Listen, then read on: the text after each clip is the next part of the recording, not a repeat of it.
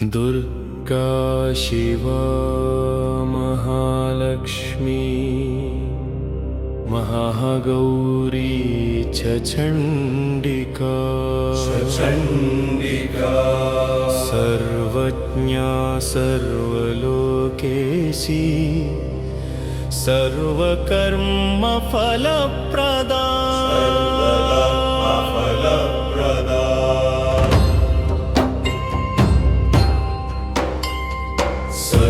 सर्वतीर्थमयी पुण्या देवयोनिरयोनिजा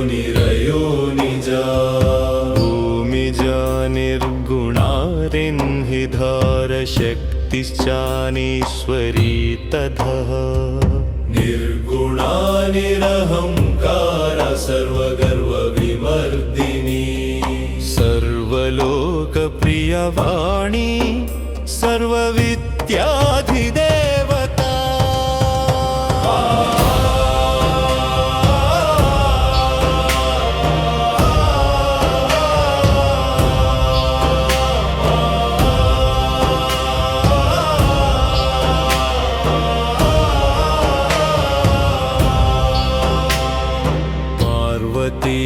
देवमाता च वनिश विन्ध्यवासिनी तेजोवती महामाता कोटिसूर्यसमाप्रभा देवतावह्निरूपा च सतेजवर्णरूपिणी गुणाश्रया गुणमध्या गुणत्रयविवर्जिता कर्मज्ञानप्रदा कान्ता सर्वसंहारकारिणी धर्मज्ञा धर्मनिष्ठा च सर्वकर्मविवर्जिता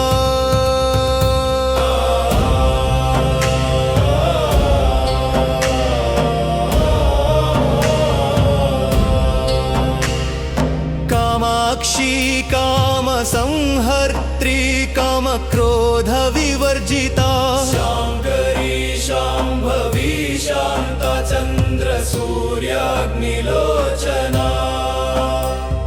सुजया जय भूमिष्ठा जाह्नवी जनपूजिता शास्त्री शास्त्रमयी नित्यशुभा चन्द्रार्धमस्तका भारती भ्रामरी कल्पकराळि कृष्णपिङ्गळा ब्रह्मी नारायणी रौद्री चन्द्रामृतपरिसृता ज्येष्ठेन्दिरा महामाया जगत्सृष्ट्यधिकारिणी ब्रह्माण्डकोटिसंस्थाना कामिनी कमलालया कात्यायनी कलातीता कालसंहारकारिणी योगनिष्ठा योगिगम्या योगिधेय तपस्विनी ज्ञानरूपा निराकार भक्ताभीष्टफलप्रदा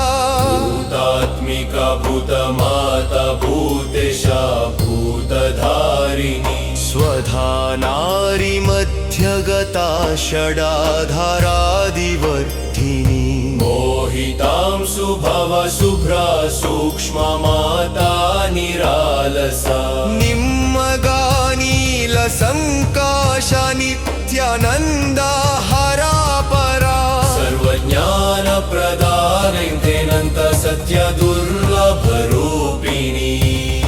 सरस्वती सर्वगता सर्वाभीष्टप्रदायिनी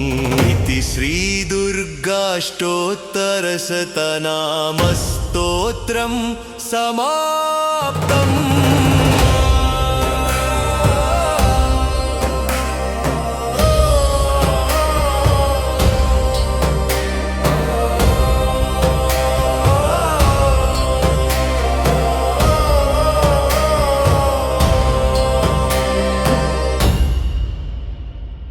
दुर्गा शिवा महालक्ष्मी महागौरी च चण्डिका सर्वज्ञा सर्वलोकेशी सर्वलोकेशी सर्वकर्मफलप्रदा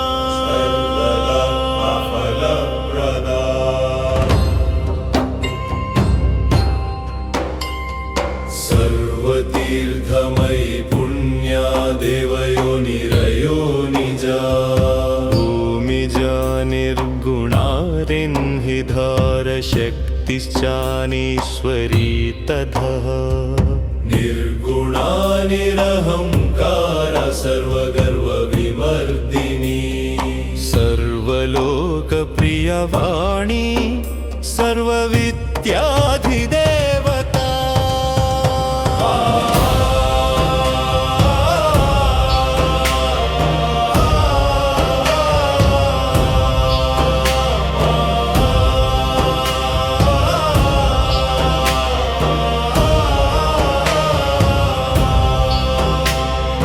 पार्वती देवमाता च वनिश विन्ध्यवासिनी तेजोवती महामाता कोटिसूर्यसमप्रभा देवतावह्निरूपा च सतेजवर्णरूपिणी गुणाश्रया गुणमध्या गुणत्रयविवर्जिता कर्मज्ञानप्रदा कान्ता सर्वसंहारकारिणी धर्मज्ञा धर्मनिष्ठा च सर्वकर्मविवर्जिता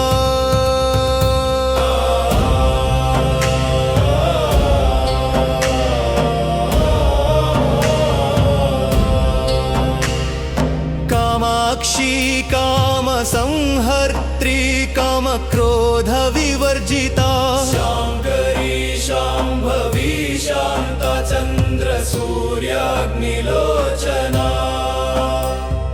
सुजया जय भूमिष्ठा जाह्नवी जनपूजिता शास्त्री शास्त्रमयी नित्यशुभा चन्द्रार्धमस्तका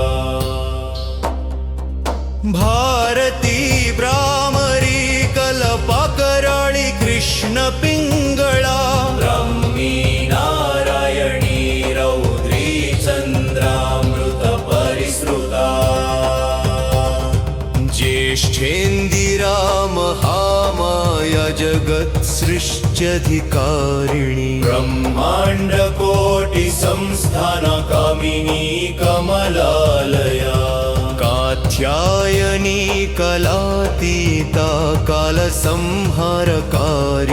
योगनिष्ठा योगी गम्या योगिधेय तपस्विनी ज्ञानरूपा निराकार भक्ताभीष्टफलप्रदा भूतात्मिका भूतमाता भूतेशा भूतधारिणी स्वधा नारी मध्यगता षडाधारादिवर्धिनी मोहितां शुभव शुभ्रा सूक्ष्मा माता निरालसा निम्मगानीलसङ्काशा नित्यानन्दा हरापरा सर्वज्ञानप्रदा नैतेनन्त सत्य दुर्लभरूपिणी सरस्वती सर्वगता सर्वाभीष्टप्रदायिनी इति श्रीदुर्गाष्टोत्तरशतनामस्तोत्रं समाप्तम्।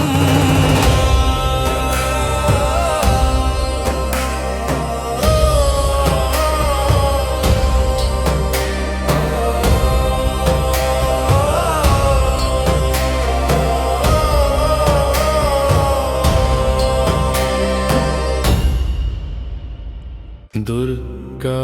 शिवा महालक्ष्मी महागौरी च चण्डिका सर्वज्ञा सर्वलोकेशी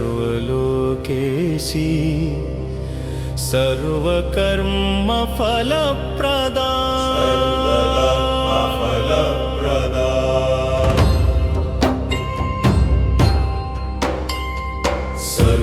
सर्वतीर्थमयी पुण्य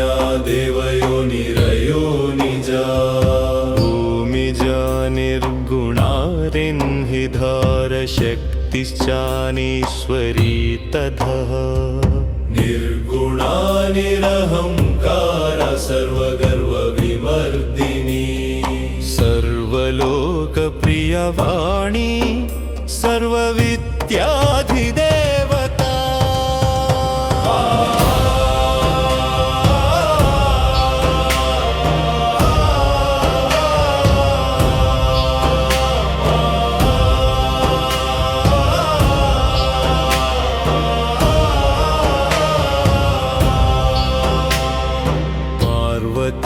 देवमाता च वनिश विन्ध्यवासिनी तेजोवती महामाता कोटिसूर्यसमप्रभा देवतावह्निरूपा च सतेजवर्णरूपिणी गुणाश्रया गुणमध्या गुणत्रयविवर्जिता कर्मज्ञानप्रदा कान्ता सर्वसंहारकारिणी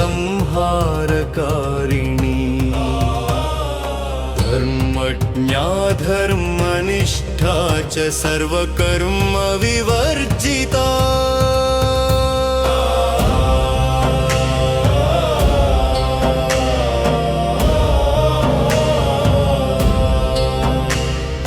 कामाक्षी कामसंहर्त्री कामक्रोधविवर्जिता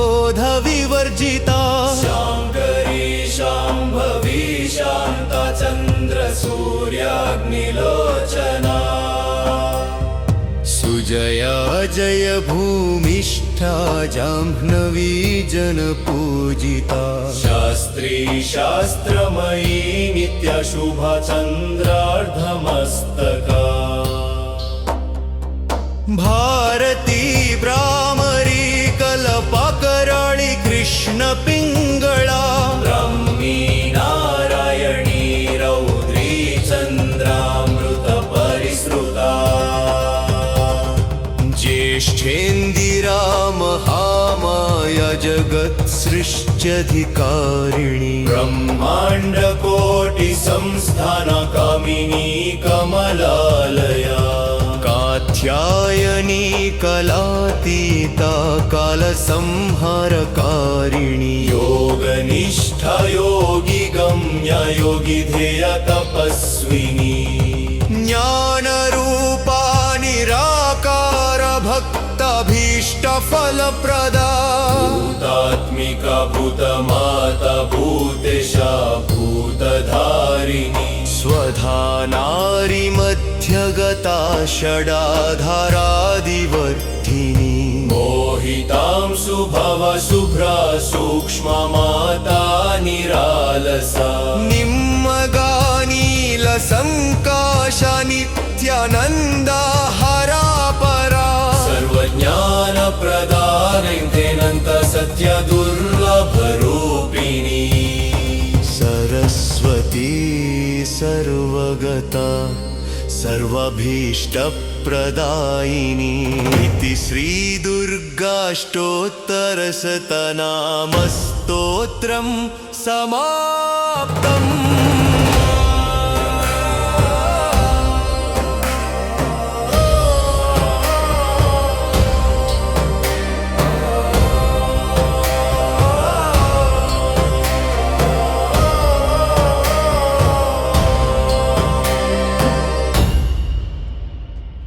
दुर्गा शिवा महालक्ष्मी महागौरी च चण्डिका सर्वज्ञा सर्वलोकेशी सर्वकर्मफलप्रदा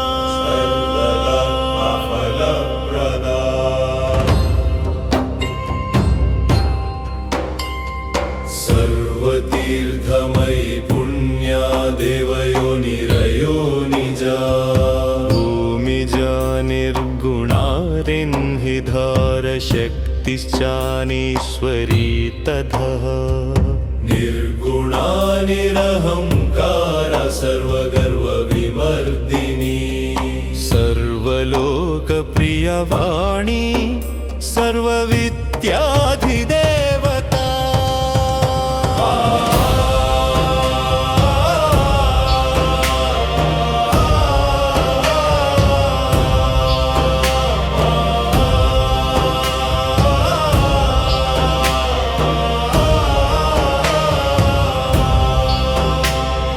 पार्वती देवमाता च वनिश विन्ध्यवासिनी तेजोवती महामाता कोटिसूर्यसमप्रभा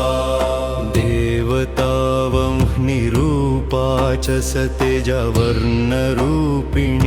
गुणाश्रया गुणमध्या गुणत्रयविवर्जिता कर्मज्ञानप्रदा कान्ता सर्वसंहारकारिणी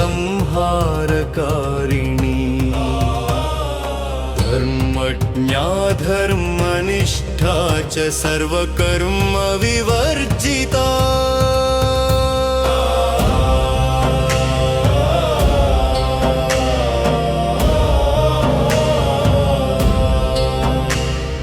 कामाक्षी कामसंहर्त्री कामक्रोधविवर्जिता शाङ्करी शाम्भवी शान्ता चन्द्रसूर्याग्निलोचना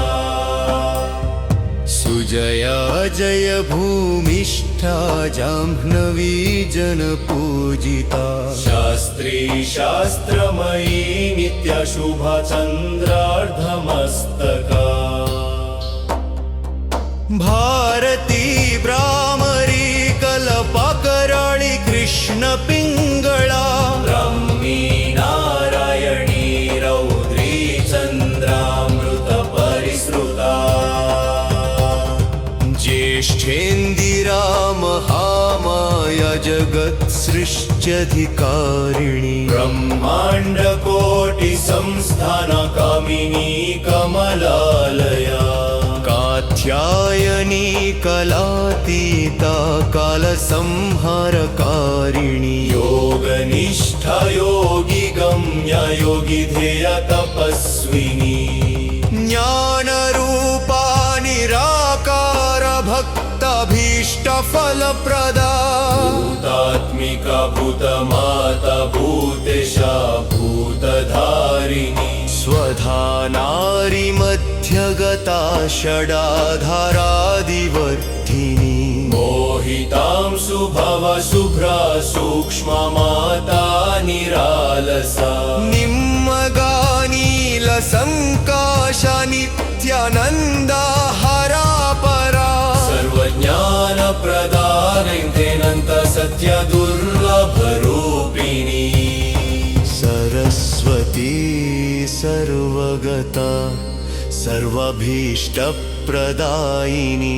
इति श्रीदुर्गाष्टोत्तरशतनामस्तोत्रं समाप्तम्।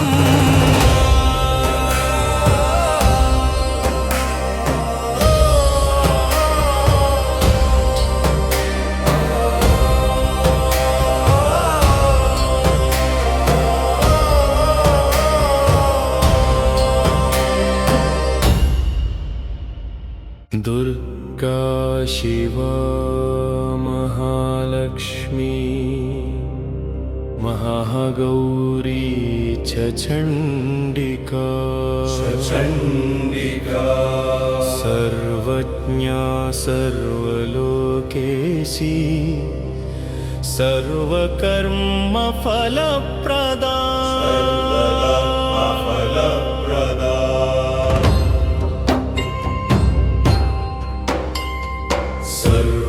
सर्वतीर्थमयी पुण्या देवयोनिरयो निजा भूमिजा निर्गुणारिन्हिधार शक्तिश्चानीश्वरी ततः निर्गुणा निरहङ्कारा सर्वगर्वविमर्दिनी सर्वलोकप्रियवाणी सर्वविद्याधिदेवता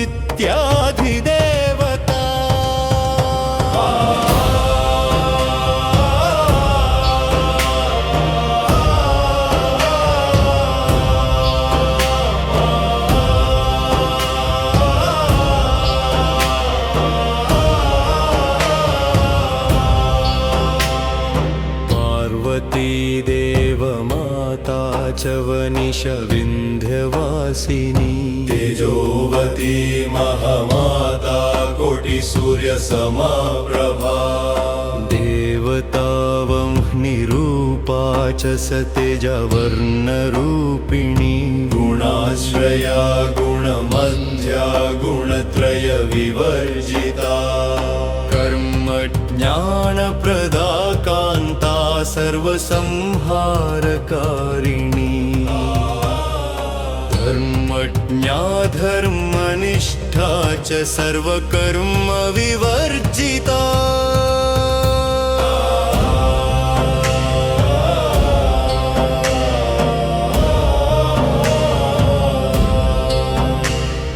कामाक्षी कामसंहर्त्री कामक्रोधविवर्जिता शाङ्करी शाम्भवी शान्ता चन्द्रसूर्याग्निलोचना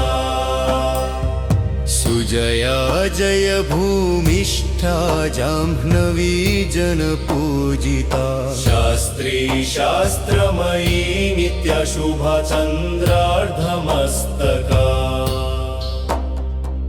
भारती भ्रामरी कल्पकराळी कृष्णपिङ्गळा ब्रह्मी नारायणी रौद्री चन्द्रामृतपरिसृता ज्येष्ठेन्दिरा महामाया जगत्सृष्ट्यधिकारिणी ब्रह्माण्डकोटिसंस्थानकामिनी कमलालया कात्यायनी कलातीता कालसंहारकारिणी योगनिष्ठा योगी गम्य योगी ध्येय तपस्विनी ज्ञानरूपा निराकार भक्ताभीष्टफलप्रदा भूतात्मिका भूतमाता भूतेशा भूतधारिणी स्वधा नारी मध्यगता षडाधारादिवर्धिनी मोहितां शुभव शुभ्रा सूक्ष्मा माता निरालसा निम्मगानीलसङ्काशा नित्यानन्दा हरापरा सर्वज्ञानप्रदानैतेनन्त सत्य दुर्लभरूपिणी सरस्वती सर्वगता सर्वाभीष्टप्रदायिनी इति श्रीदुर्गाष्टोत्तरशतनामस्तोत्रं समाप्तम्।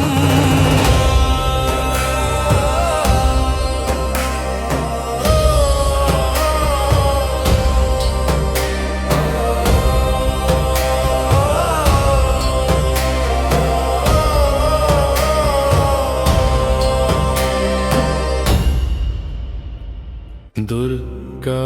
शिवा महालक्ष्मी महागौरी च चण्डिका सर्वज्ञा सर्वलोकेशी सर्वकर्मफलप्रदा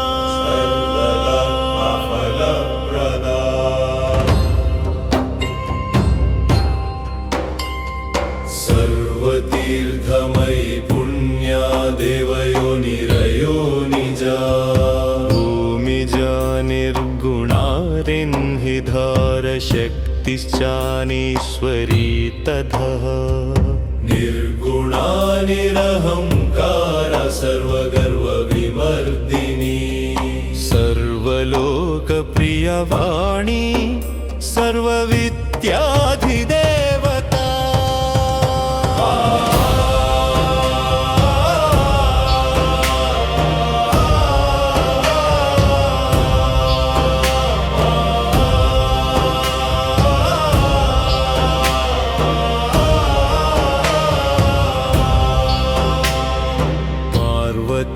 देवमाता च वनिश विन्ध्यवासिनी तेजोवती महामाता कोटिसूर्यसमप्रभा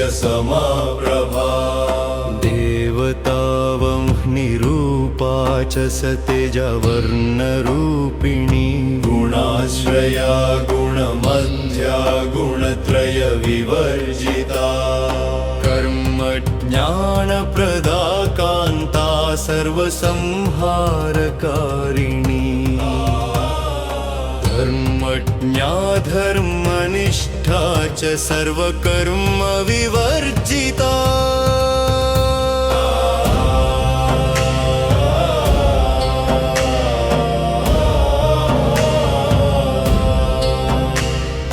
कामाक्षी कामसंहर्त्री कामक्रोधविवर्जिता शाङ्करी शाम्भवी शान्ता चन्द्रसूर्याग्निलोचना सुजया जय भूमिष्ठा जाह्नवी जनपूजिता शास्त्री शास्त्रमयी नित्यशुभा चन्द्रार्धमस्तका भारती भ्रामरी कल्पकराळि कृष्णपिङ्गळा ब्रह्मी नारायणी रौद्री चन्द्रामृतपरिसृता ज्येष्ठेन्दिरा महामाया जगत्सृष्ट्यधिकारिणी ब्रह्माण्डकोटिसंस्थाना कामिनी कमलालया कात्यायनी कलातीता कालसंहारकारिणी योगनिष्ठा योगी गम्या योगी ध्येय तपस्विनी ज्ञानरूपा निराकार भक्ताभीष्टफलप्रदा भूतात्मिका भूतमाता भूतेशा भूतधारिणी स्वधा नारी मध्यगता षडाधारादिवर्धिनी मोहितां शुभव शुभ्रा सूक्ष्मा माता निरालसा निम्मगानीलसङ्काशा नित्यानन्दा हरापरा सर्वज्ञानप्रदानैतेनन्त सत्य दुर्लभरूपिणी सरस्वती सर्वगता सर्वाभीष्टप्रदायिनी इति श्रीदुर्गाष्टोत्तरशतनामस्तोत्रं समाप्तम्।